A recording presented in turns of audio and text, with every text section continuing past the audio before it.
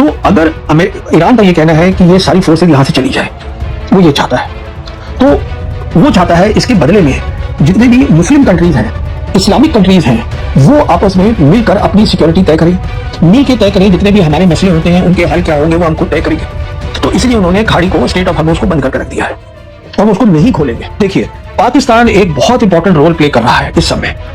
पाकिस्तान 4 चीजें कर रहा है जिसको मैं समझाना चाहता हूं, क्योंकि जो चीज ग्राउंड पे हो रही है उसको आप झुठला नहीं सकते हैं। पहली बात, जैसे मैंने आपसे बताया कि ईरान चाहता है कि जो अमेरिका यहां से अगर निकल जाता है तो हमारे पास इस्लामिक एक तरीका होना चाहिए, जिसको हम बोलते हैं इस्लामिक फ्रेमवर्क, जिसके तहत जो है, जो इस्लामिक कंट्रीज वहां है और सारी है, तो उनके जो मसले हैं हम आपस में हल कर लें, जिसको हम बोलते हैं कलेक्टिव सिक्योरिटी। पाकिस्तान इसके अंदर इस्लामिक जो रीजनल फ्रेमवर्क है, जिसको मैं इस्लामिक फ्रेमवर्क बता रहा हूं,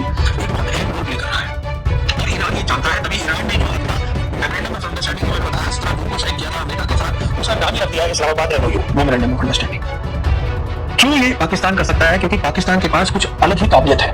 पाकिस्तान इकलौता मुस्लिम कंट्री है जिसके पास न्यूक्लियर वेपन्स है। पाकिस्तान वो मुल्क है जिसके कोई रिलेशन ही नहीं है, डिप्लोमेटिक रिलेशन इजराइल के साथ है ही नहीं। पाकिस्तान ऐसा मुल्क है जिसके तीनों बड़ी ताकतों के साथ इकलौता मुल्क है, अमेरिका, चाइना, रशिया के साथ जो उसके रिश्ते हैं बहुत अच्छे हैं। तो ये खास ये मुल्क आइडियल है ये इस्लामिक फ्रेमवर्क चलाने के लिए। पहली बात। दूसरी बात, इस्लामिक फ्रेमवर्क के अंदर अंदर ही पाकिस्तान ने क्या किया है, खासकर Pakistan army chief field marshal Asim Munir, उन्होंने 4 ऐसे मुल्क ले लिए हैं जो खास मुल्क हैं वेस्ट एशिया में। आज किस कगार पे खड़े हैं, कहां खड़े हैं, ये बताऊंगा। पर ये बताने से पहले 2 बातें बताना चाहूंगा। पहली बात तो ये है, 3 बातें बताना चाहूंगा। पहली बात तो ये है कि ये लड़ाई उस वक्त हो रही है जब दुनिया में एक बड़ी ताकत नहीं है, 3 बड़ी ताकतें हैं। अमेरिका एक ताकत नहीं है, आज अमेरिका भी है, चाइना भी है, रशिया भी है। ये 3 ताकतें तय करेंगी कि दुनिया किस तरफ जाएगी, दुनिया का क्या हश्र होगा। और 2 ताकतें उसमें से, 3 में से, रशिया और चाइना आज ईरान के साथ खड़ी हैं। अरे ईरान के साथ तो बहुत सारे मुल्क खड़े हैं और उसका सबूत यह है कि जब ईरान के सुप्रीम लीडर, जिसको धोखे से मारा गया था अमेरिकन और इजरायली की फोर्सेस ने, उनका अभी जो बुरियल हुआ था, फ्यूनरल हुआ था, उसमें 4 करोड़ लोग आए थे और दुनिया के बहुत हेड ऑफ गवर्नमेंट्स और प्राइम मिनिस्टर और प्रेसिडेंट सब आए थे। तो ईरान के साथ बहुत लोग खड़े हैं। तो अब कह रहे ये तो एक बात हो गई। दूसरी बात मैं ये बताना चाहूंगा कि ये आम ताम लड़ाई नहीं है, ये वो लड़ाई है जिससे कि हर दिन दुनिया की सारी जो ऊर्जा की प्रॉब्लम्स है, सब कुछ इफेक्ट हो रहा है। क्योंकि स्ट्रेट ऑफ हॉर्मोज से ये जो खड़े मुल्क है, खड़े मुल्क आप जानते ही हैं कौन कौन से हैं, जैसे सऊदी अरेबिया हुआ, यूएई हुआ, कतर हुआ, ओमान हुआ, ये कुवैत हुआ। तो ये जो मुल्क है, बहरीन हुआ, यहां से तेल और ऑयल ये सब जाता है, करीबन 20% ये स्ट्रेट ऑफ हॉर्मोज से जाता है। और स्ट्रेट ऑफ हॉर्मोज अगर बंद कर दिया जाए और ये ना मिले, इसका मतलब जितने भी मुल्क हैं जिनको जरूरत है इस तेल की, उनको नहीं मिलेगा। हम खुद अपने मुल्क में देख रहे हैं, इंडिया में जब से ये लड़ाई शुरू हुई है, डीजल के रेट बढ़ गए हैं, पेट्रोल के रेट बढ़ गए हैं, एलएनजी लोगों को नहीं मिल रहा है, बहुत दिक्कतें हो रही है। तो सवाल ये है कि ये वो लड़ाई है जो ऐसी लड़ाई नहीं है कि कहीं हो रही है, अरे ये वो लड़ाई है जिससे पूरा दुनिया जो है वो अफेक्टेड है। तो हर इंसान जानना चाहता है ये लड़ाई कहां पहुंची है और कब खत्म होगी। और तीसरी बात क्या है कि ये लड़ाई वो लड़ाई है जो अमेरिका में बहुत अनपॉपुलर हो गई है, लोग खुश नहीं है। करीबन 67% लोगों, अभी एक सर्वे हुआ था, उन्होंने ये कहा है ये हमारी लड़ाई है ही नहीं, यहां से प्रेसिडेंट ट्रंप को वापस आ जाना चाहिए। क्योंकि जो दुनिया में हो रहा है वहां उसका असर अमेरिका पे भी पड़ रहा है। अमेरिका में महंगाई बढ़ गई है, तेल और गैस के जो प्राइसेस हैं, दाम है, वो बढ़ गए हैं और ये बढ़ता रहेगा। तो ये जब हम बात समझ लेते हैं तो अब हम आते हैं इन मुल्कों, ये कहां खड़े हैं, तो उनके बारे में बात करते हैं। सबसे पहले अमेरिका की बात करते हैं, प्रेसिडेंट ट्रंप की। देखिए, जहां तक प्रेसिडेंट ट्रंप का ताल्लुक है, उन्होंने बहुत बड़ी गलती करी है ये, जो उन्होंने धोखे में आकर इजराइल के प्राइम मिनिस्टर नेतन्याहू के कि ये लड़ाई तो खत्म हो जाएगी जल्दी, उन्होंने ये लड़ाई शुरू कर दी। आज ये लड़ाई जो है वो पेट्रो डॉलर की लड़ाई है। इसको थोड़ा समझाता हूं क्या चीज है पेट्रो डॉलर। देखिए, 1974 में अमेरिका ने सऊदी अरेबिया से बात करी और कहा कि देखिए आपके पास तेल और गैस है, ये आप दुनिया को, बहुत सारे मुल्क हैं दुनिया में, एशिया में जापान है, इंडिया है, चाइना है, साउथ कोरिया है, यूरोप में है बहुत मुल्क, जो जिनको आपका तेल और गैस चाहिए, आप उसको बेचिएगा अमेरिकन डॉलर में और हम आपको उसके बदले में सुरक्षा देंगे। सुरक्षा देंगे हम ईरान से, और हम ये देखेंगे कि जो स्ट्रेट ऑफ हॉर्मोज है वो हमेशा खुला रहे। तो वो भी एक सुरक्षा होगी, वो हमारी जिम्मेदारी रहेगी। तो ये आइडिया जो था सऊदी अरेबिया को अच्छा लगा। उसके बाद जो बाकी खाड़ी के देश थे उन्होंने भी ये मान लिया कि ठीक है। अच्छा, अब जो मुल्क है जिनको वहां का तेल और गैस और बाकी चीजें चाहिए, उनके लिए जरूरी हो गया कि अमेरिकी डॉलर होनी चाहिए उनके पास। अब अमेरिका ने क्या शुरू किया कि जो अमेरिका जो है वो कमाता कम है और खर्चा ज्यादा करता है, तो उसका जो नेशनल डेट है, जो मतलब उसके ऊपर जो कर्जा है, वो बढ़ता गया। और उनको सिर्फ ये करना था कि नोट डॉलर छापते रहो, और जितना भी उनका कर्जा था उसको वो अमेरिकन ट्रेजरी बॉन्ड, वो एक बॉन्ड है जो वो बेच देते थे उन मुल्कों को जिनको की खाड़ी से तेल और गैस चाहिए। तो वो मुल्क तो ये खरीद रहे थे अमेरिका के जो डेट है, अमेरिका का कर्जा वो खरीद रहे थे, और अमेरिका लगा हुआ था अपना डॉलर छापने में। ये सारा गेम था। तो अभी क्या हुआ है कि अगर अमेरिका इस स्ट्रेट ऑफ हॉर्मुज़ को नहीं खुलवा पाता तो बहुत बड़ी दिक्कत हो जाएगी, क्योंकि फिर ये जितनी भी मुल्क है खाड़ी के ये सोचेंगे कि अगर वो खोल ही नहीं सकते तुम, वो कब्जे में ईरान के ही है, तो हम जो है हम ईरान की बात क्यों ना मान रहे, हम क्यों डॉलर में कर रहे हैं अपना तेल और गैस बेच रहे हैं, हम लोकल करेंसी में बेचते हैं, उससे और अच्छा होगा। ईरान उनको बोल रहा है आप अपनी लोकल करेंसी में ट्रेड करिएगा, आप क्यों डॉलर में करने में लगे हैं। तो अगर वो हो गया तो अमेरिका को बहुत बड़ी दिक्कत हो जाएगी, क्योंकि उसके ऊपर तो कर्जा बहुत ज्यादा है। कर्जा बहुत ज्यादा है तो इतनी बड़ी उसकी मिलिट्री ताकत है, कोई 780 उनकी बेसिस है, मिलिट्री बेसिस 80 मुल्क दुनिया के अंदर, वो उसको चलाएंगे कैसे, पैसे नहीं है, उनकी खुद की इकॉनमी खत्म हो जाएगी।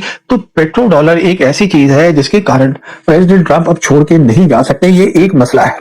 इस कहने का मतलब ये है प्रेसिडेंट ट्रंप बहुत बुरे फंस गए हैं, मसला सारा पेट्रो डॉलर्स का है। स्ट्रेट ऑफ हॉर्मुज़ ईरान खोलने को तैयार नहीं है, ना वो वापस जा पा रहे हैं और ना वो बता पा रहे हैं देश को कि मैं हार गया हूं लड़ाई में। तो ये अमेरिका की हालत है।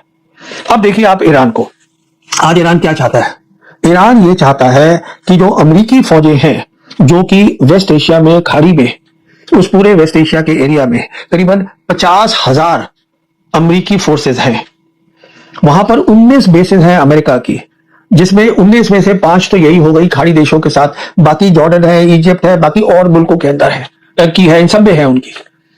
तो कहने का मतलब यह है कि उनकी फौजें वहां बैठी हुई हैं सारी की सारी।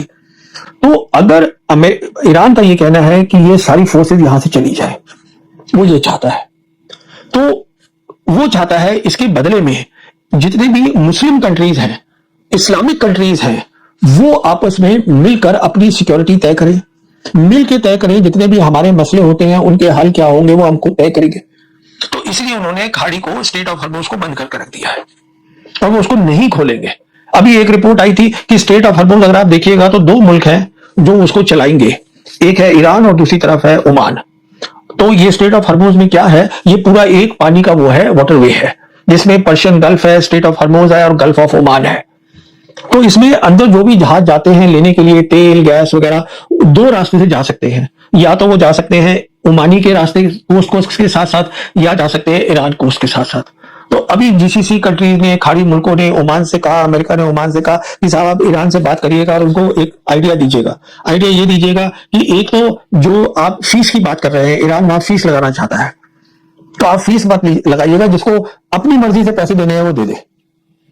और दूसरा आप ये करिएगा कि जो 2 रूट हैं, 2 रास्ते हैं, ओमानी और इराकी, इन दोनों में से जहाजों को अंदर आने दीजिए। उन्होंने मना कर दिया ईरान ने कहा है सारे जहाज जो अंदर जाएंगे वो सिर्फ ईरान के रास्ते से जाएंगे, और उन्होंने कहा है जो वापस आएंगे वो कुछ ओमान के रास्ते से आ सकते हैं, क्योंकि रास्ता वही है वापस आने का, और कोई है ही नहीं। तो कहने का मतलब यह है ईरान जानता है उसकी ताकत है स्ट्रेट ऑफ हॉर्मुज़ और उसको नहीं छोड़ेगा, और जो अमेरिकी हैं, फौजें हैं, उनको आइडिया भी नहीं है उन्होंने वहां कितनी मिलिट्री ताकत ईरान ने डाली हुई है, उसको नहीं छुड़ा सकते। उसके साथ साथ क्या हो रहा है कि सऊदी अरेबिया आप सबसे बड़ा जीसीसी कंट्री है जो पूरा अरेबियन पेनिनसुला है, बाकी सब छोटे छोटे से है।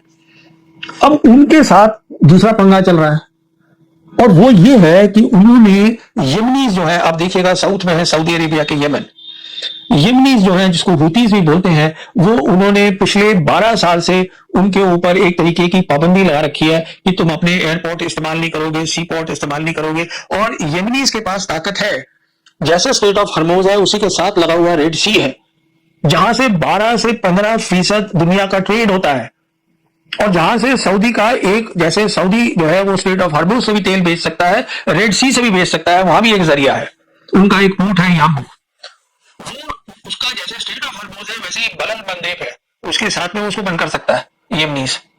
तो कहने का मतलब यह है उसके साथ पंगा ले लिया है। पंगा ये लिया है कि जब ईरान के सुप्रीम लीडर थे, उनका जब फ्यूनरल हुआ था तो उन्होंने, ईरान ने एक अपना प्लेन, सिविल प्लेन भेजा था, यमनी भी उसमें आ गए उसके लिए, फ्यूनरल के लिए। तो वो आ गए, जब वो वापस जा रहे थे जो उनका एयरपोर्ट था उसको उन्होंने उड़ा दिया सऊदीज ने। तो ईरानियन ने ये कह दिया कि अब जो रेड सी है वहां से सऊदी का कोई भी हम टैंकर नहीं जाने देंगे, उन्होंने वो बंद कर दिया पकड़ के। तो अब जो है वो सऊदी का वहां पर पंगा खड़ा हो गया। साथ साथ क्या है, सऊदी अब एक और गलती क्या कर बैठा है कि अमेरिका के साथ मिलकर, ये अभी की खबर है 2 दिन पहले की, उन्होंने क्या किया है, इराक जो है वहां पर शिया पॉपुलेशन है, ईरान भी शिया मुल्क है, तो वहां पर उनकी फोर्सेज हैं जिसको कहते हैं पॉपुलर मिलिट्री फोर्स। ये मिलिशिया है, रेगुलर आर्मी नहीं है, बट ये वो आर्मी है जो इराकी प्रधानमंत्री के अंडर काम करती है, तो एक तरीके की रेगुलर ही हो गई। उनके ठिकानों पे इन दोनों ने मिलकर अटैक कर दिया। तो उन्होंने उसके रिटर्न में ईरानियों ने क्या किया, उन्होंने कहा अच्छा हम बताते हैं तुम्हें, उन्होंने जॉर्डन में जहां अमेरिका की बेसेस है उस पर अटैक कर दिया। तो अब ये जो अटैक है ये दोनों तरफ से चल रहा है। अब सऊदीज घबरा गए हैं। अभी सऊदी का जो डिफेंस मिनिस्टर था वो गया अमेरिका, वो व्हाइट हाउस में वाइस प्रेसिडेंट जेडी वैंस को मिला, उसके बाद फिर प्रेसिडेंट ट्रंप को मिला, उसको बोला कि साहब ये लड़ाई जो आप खत्म करवाइएगा। लड़ाई कैसे खत्म हो जाएगी, ये तो बढ़ रही है। तो ये कहने का मतलब ये है, ईरान एक बहुत बड़ी अच्छी पोजीशन में है आज।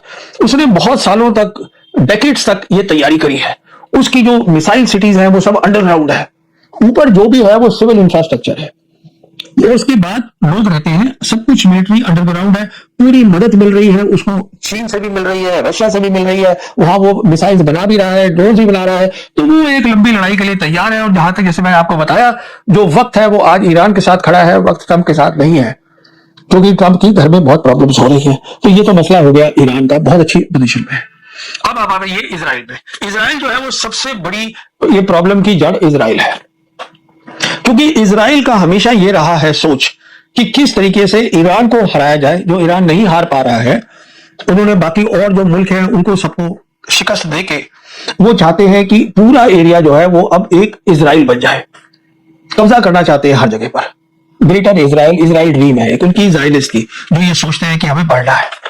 तो सारी प्रॉब्लम की जड़ ये है। तो जहां तक इनका ताल्लुक है, अभी इजराइल के प्राइम मिनिस्टर नेतन्याहू अभी एक दिन पहले प्रेसिडेंट ट्रंप को मिले थे व्हाइट हाउस में। उन्होंने कहा है कि वो मान रहे हैं प्रेसिडेंट ट्रंप की, मैं तुम्हें पूरा जो है तुम्हारे साथ मैं कोऑपरेट करूंगा और हम मिलकर काम करेंगे। और उनका तो प्रायोरिटी अलग है। उनकी प्रायोरिटी ये थोड़ा है कि हरबोज खुले, उनकी प्रायोरिटी ये थोड़ा है कि पेट्रोल डॉलर हो। उनकी प्रायोरिटी ये है कि ईरान के पास न्यूक्लियर वेपन नहीं होना चाहिए, क्योंकि अगर ईरान के पास न्यूक्लियर वेपन है तो इसका मतलब यह है कि ईरान शिकस्त कभी हो ही नहीं पाएगा। क्योंकि उन्होंने ऑलरेडी कोशिश कर ली, जब 28 फरवरी को लड़ाई शुरू करी थी, तो क्या लड़ाई थी वो, ये थी कि 28 फरवरी को जो टॉप लीडरशिप थी ईरान की उसको मार दिया। ईरान जो इजराइल है उनकी स्पेशलिटी ये है, मोसाद जो उनकी एजेंसी है, स्पाई एजेंसी जो है, इंटेलिजेंस एजेंसी, वो पता लगाती है कौन सा लीडर कहाँ है, वो लीडर को मार दिया। उन्होंने सोचा था लीडर मर जाएंगे तो उसके बाद क्या होगा, ये पूरा मुल्क जो है वो खत्म हो जाएगा, वो तो हुआ नहीं। अब उनका निशाना है न्यूक्लियर वेपन पे। और एक और चीज जो वो देख रहे हैं जो बहुत ही जरूरी है, समझने वाली है। देखिए, जहां तक ईरान का ताल्लुक है, वो चाहता है बाहर की ताकतें चली जाए, मतलब कि अमेरिका, पर इजराइल तो वेस्ट एशिया में ही है। तो अब एक बात और क्या हुई है कि जो इस साल जो अमेरिका का जो पेंटागन है, जो कि मिलिट्री हेडक्वार्टर्स है, उसका बजट है, उस बजट के साथ साथ एक लाइन और है, और वो ये है कि वेस्ट एशिया के लिए अमेरिका और इजराइल की जो फोर्सेस है वो मिलकर काम करें। कहने का मतलब ये है कि इतनी तगड़ी है इजराइल की पकड़ अमेरिका की कांग्रेस के ऊपर, जो उनकी नियम बनाती है, लॉज बनाती है, कि उन्होंने उसको ये लिखवा दिया है ये होने के लिए। इससे वो क्या करना चाहते हैं कि अगर अमेरिका जाता भी है वेस्ट एशिया से, तो जो अमेरिका का जो सेंट्रल हेडक्वार्टर्स है, जिसको हम बोलते हैं सेंट्रल कमांड, वो इजराइल प्राइम मिनिस्टर के अंडर आ जाएगा। इसका मतलब इजराइल वहीं रहेगा, सेंट्रल कमांड हेडक्वार्टर वहीं रहेगा, अमेरिका की मिलिट्री एजेंसीज, इंटेलिजेंस एजेंसी सब काम करेंगी इजरायली प्राइम मिनिस्टर के लिए। तो ये वो आगे की सोच रहे हैं कि इजरायली नेतन्याहू की किस तरीके से मैं जो है, अमेरिका अगर निकल भी जाता है यहां से, फिर भी अमेरिका की मिलिट्री इंटेलिजेंस ताकत मेरे हाथ में रहे। तो ये इनका मसला है, वो बिल्कुल अलग है। अब देखिए, पाकिस्तान एक बहुत इंपॉर्टेंट रोल प्ले कर रहा है इस समय। पाकिस्तान 4 चीजें कर रहा है जिसको मैं समझाना चाहता हूं, क्योंकि जो चीज ग्राउंड पे हो रही है उसको आप झुठला नहीं सकते हैं। पहली बात, जैसे मैंने आपसे बताया कि ईरान चाहता है कि जो अमेरिका यहां से अगर निकल जाता है तो हमारे पास इस्लामिक एक तरीका होना चाहिए, जिसको हम बोलते हैं इस्लामिक फ्रेमवर्क, जिसके तहत जो है जो इस्लामिक कंट्रीज वहां है और सारी है, तो उनके जो मसले हैं हम आपस में हल कर लें, जिसको हम बोलते हैं कलेक्टिव सिक्योरिटी। हमें लड़ाई करने की जरूरत नहीं है, हमें लड़ाई सिर्फ बाहर की ताकत से करनी है, अंदर जो है हम बातचीत कर लें। पाकिस्तान इसके अंदर इस्लामिक फ्रेमवर्क है, जिसको मैं इस्लामिक फ्रेमवर्क बता रहा हूं, एक बहुत अहम रोल प्ले कर रहा है। और ईरान ये जानता है, तभी ईरान ने जो अपना मेमोरेंडम ऑफ अंडरस्टैंडिंग मैंने बताया 17 जून को साइन किया था अमेरिका के साथ, उसका नाम ही रख दिया है Islamabad MOU, memorandum of understanding. क्यों ये पाकिस्तान कर सकता है? क्योंकि पाकिस्तान के पास कुछ अलग ही काबिलियत है। पाकिस्तान इकलौता मुस्लिम कंट्री है जिसके पास न्यूक्लियर वेपन्स है। पाकिस्तान वो मुल्क है जिसके कोई रिलेशन ही नहीं है, डिप्लोमेटिक रिलेशन इजराइल के साथ है ही नहीं। और हमारा जो ये 4 दिन की लड़ाई हुई थी सिंदूर, उसके बाद अमेरिका ने ये तय किया, बाकी खाड़ी देशों ने ये तय किया, इस नतीजे पे पहुंचे कि पाकिस्तान की जो कन्वेंशनल लड़ाई लड़ने की जो ताकत है वो भी बहुत अच्छी है। और पाकिस्तान ऐसा मुल्क है जिसके तीनों बड़ी ताकतों के साथ इकलौता मुल्क है, अमेरिका, चाइना, रशिया के साथ जो उसके रिश्ते हैं बहुत अच्छे हैं। तो ये खास ये मुल्क आइडियल है ये इस्लामिक फ्रेमवर्क चलाने के लिए, पहली बात। दूसरी बात, इस्लामिक फ्रेमवर्क के अंदर अंदर ही पाकिस्तान ने क्या किया है, खासकर Pakistan army chief field marshal Asim Munir, उन्होंने 4 ऐसे मुल्क ले लिए हैं जो खास मुल्क है वेस्ट एशिया में। एक तो टर्की ले लिया उन्होंने, तो पाकिस्तान टर्की मिल गए, साथ में इजिप्ट ले लिया और चौथा ले लिया सऊदी। सऊदी आप जानते हैं जीसीसी का सबसे बड़ा कंट्री है और इजिप्ट जो है वो अरब कंट्रीज का नुमाइंदा हो गया। तो ये 4 कंट्रीज जो है इनसे भी आपस में बात कर रहे हैं कि किस तरीके से अमेरिका के जाने के बाद हमारा एक रीजनल अरेंजमेंट होना चाहिए जिससे कि हम अपनी रीजन की बातें खुद तय कर सके। यहां भी उनका रोल है। तीसरा इंपॉर्टेंट रोल जो कि खास रोल है आर्मी चीफ पाकिस्तान का आसिम मुनीर का, वो ये है कि आज जो है ईरान और अमेरिका आपस से बात नहीं कर रहे, फिर से लड़ाई शुरू कर दी है इन्होंने एमओयू साइन करने के बावजूद। तो एक ऐसा मुल्क चाहिए जो दोनों से बात कर सके और वो है पाकिस्तान। दोनों मुल्क नहीं चाहते कि लड़ाई हो, क्योंकि अमेरिका सिर्फ ये चाहता है कि मेरे पेट्रो डॉलर्स बचे रहें और कुछ ना हो। ईरान जो है वो ये चाहता है कि तबाही ना हो, करेगा अगर करनी पड़े कि तबाही ना हो, क्योंकि ईरान जानता है उसको वहीं रहना है वेस्ट एशिया में। ईरान जानता है कि उसको खाड़ी मुल्कों के साथ ही रहना है। ईरान जानता है कि वो यहीं पर वेस्ट एशिया के अंदर उसको एक रीजनल ऑर्डर बनाना है यहां के सब मुल्कों को मिला के। पर तो इसलिए पाकिस्तान वो मुल्क है जो इन दोनों से बात कर सकता है। यहां से बात वो करता है ईरान के साथ और फिर टॉप लीडरशिप के साथ ईरान की, और उधर टॉप लीडरशिप अमेरिका की, प्रेसिडेंट ट्रंप, जेडी वांस, इनसे सीधी बात होती है फील्ड मार्शल आसिम मुनीर की। तो वो ये बहुत अहम रोल है जो कि प्ले कर रहा है पाकिस्तान। और चौथा क्या है, जैसे मैंने आपको बताया कि पाकिस्तान के रिश्ते तीनों मुल्कों के साथ अच्छे हैं, तो जो भी आसिम मुनीर या पाकिस्तान कर रहा है वो बिल्कुल जाहिर है कि वो उसको बता रहे होंगे चीन को भी, रशिया को भी, क्योंकि ये दोनों मुल्क सपोर्ट कर रहे हैं जो हो रहा है इस लड़ाई को। तो कहने का मतलब ये है कि अब जो सिचुएशन है जो हम देख रहे हैं, मैंने आपको ऑलरेडी समझा दिया कि हमला अमेरिका ऊर्जा जो है, पावर है ईरान के, उस पर नहीं करेगा। अमेरिका के पास कोई ऑप्शन नहीं है लड़ाई का, ईरान के पास सारे ऑप्शन है लड़ाई के। अब क्योंकि अमेरिका ने और प्रेसिडेंट ट्रंप ने खुद साइन करने के बाद एमओयू फिर से लड़ाई शुरू कर दी है, तो अब जो रवैया होगा ईरान का वो और सख्त होगा, वो कुछ और सख्त बातें बोलेगा। मिसाल के तौर पर एमओयू में ये लिखा गया है कि लेबनान में जो लड़ाई कर रहा है हिजबुल्लाह के साथ इजराइल, वो रुकनी चाहिए। अब वो उसमें ईरान ऐड करेगा कि यमन और सऊदी की तय होना चाहिए, फैसला होना चाहिए। उसमें तय करेगा कि जो इराक की जो पॉपुलर मिलिट्री फोर्सेज है उस पर हमला नहीं होना चाहिए। फिर ये बात थी एमओयू में लिखी हुई कि ईरान जो है वो तेल बेच सके आराम से, जो अब से बंद कर दिया है प्रेसिडेंट ट्रंप ने। फिर यह है कि जो ईरान के कुछ पैसे हैं, जैसे कि $12 बिलियन है, जिसमें यह तय हुआ था कि $6 बिलियन जो है वो उसके अपने पैसे हैं जो छोड़े जाएंगे, जो अमेरिका ने दबा रखे हैं। तो वो कहेगा कि पहले वो मुझे वो दो। कहने का मतलब यह है कि आज लड़ाई उस स्टेज पर है, ये लड़ाई चलेगी और ये लड़ाई वहां नहीं जाने वाली जो कि लोग सोच रहे हैं कि बहुत ज्यादा उसमें सिचुएशन में है प्रेसिडेंट ट्रंप कि बहुत भारी नुकसान कर देगा ईरान पे। ईरान को तकलीफ हो रही है, कोई शक नहीं है, पर ईरान वो लड़ाई लड़ रहा है जिससे कि वेस्ट एशिया बदलेगा और दुनिया बदलेगा। अब कब तक ये चलेगी लड़ाई, वो प्रेसिडेंट ट्रंप को तय करना है, क्योंकि उनके पास ना तो कोई मिलिट्री ऑप्शन है, अमेरिका से प्रेशर आ रहा है, दुनिया से प्रेशर आ रहा है, क्योंकि दुनिया एक एक दिन हो रहा है